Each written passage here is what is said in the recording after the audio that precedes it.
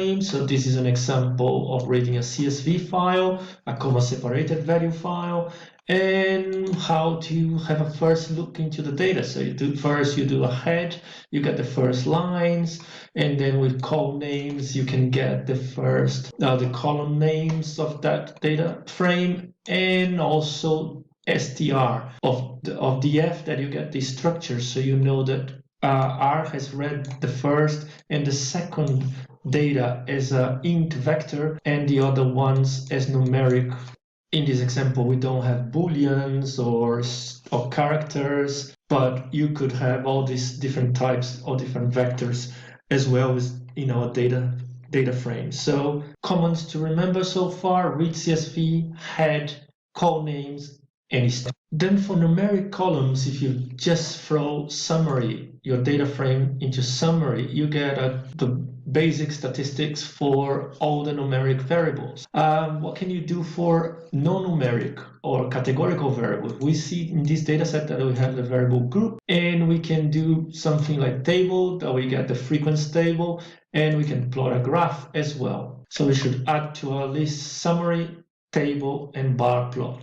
Although we can calculate the mean and the median to everybody, or even the summary, and the summary statistics give all the summary statistics for the whole data set, sometimes life is a bit harder and we have to analyze things by different groups. So meaning that the rows they belong to different groups. In this case, group 1, that you know, it's individual treatment, control group number 2, and then 3 is the family treatment.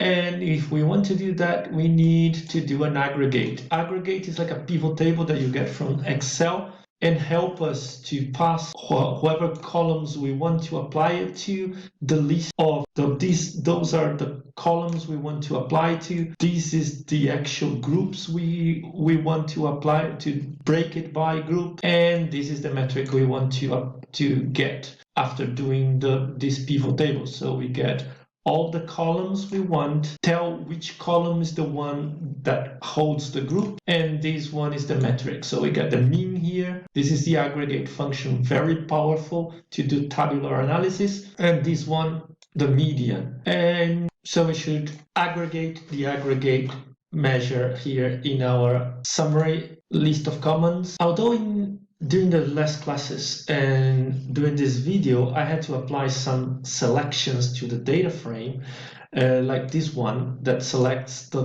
group column and all rows, because I'm not mentioning any row here, and the group column, or I'm actually getting the group column here with a different notation, or in this case, I'm getting the row number 1 with all columns here.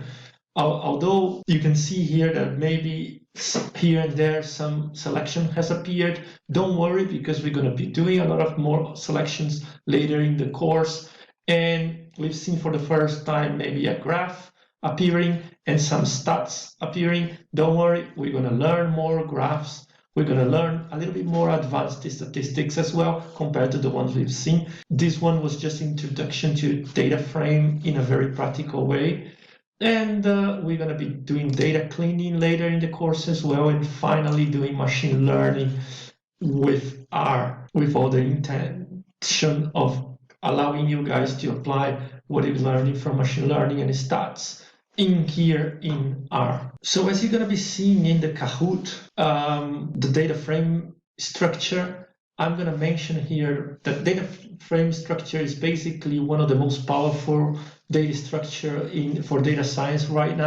A data frame is basically a data structure of a list, or if you like, it is a list of vectors, and each vector can be of different types. So this is a Boolean, for example, this one is for characters, this one is double, and you can have integers and so on and so forth.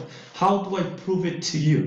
So if I run class df for the example data frame that we're working, and I'm going to get that the whole thing is a data frame class. However, if I ask what's the type of a data frame, it's going to tell me that it's a list. It's a list. Yes, it's a list. Because if I get the first column, the column group, it tells me it's an integer. So what am I getting here? I'm getting a vector. And if I ask for the second column, I'm getting a numeric. That's the second column is a numeric. It's a vector full of numeric numbers, or decimal, if you like. So a data frame is a data structure, a class called data frame, that is basically a list of elements, and every element in every position, what you get is a different vector. So when you ask for the first column, what you get is a simple vector.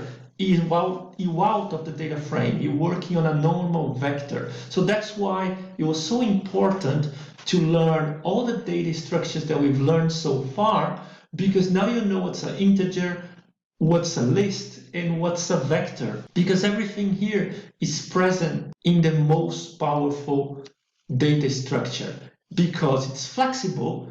It uses lists and vectors for selecting columns and rows. We're going to learn that in the future. And also implements the 3 V's of big data. Variety, because each column can be of a different type. Velocity, because it uses one of the fastest data structure. The fastest data structure is a simple vector, because it's all data is in a single type. So every column is a different type, variety, but every column is really fast because it's the single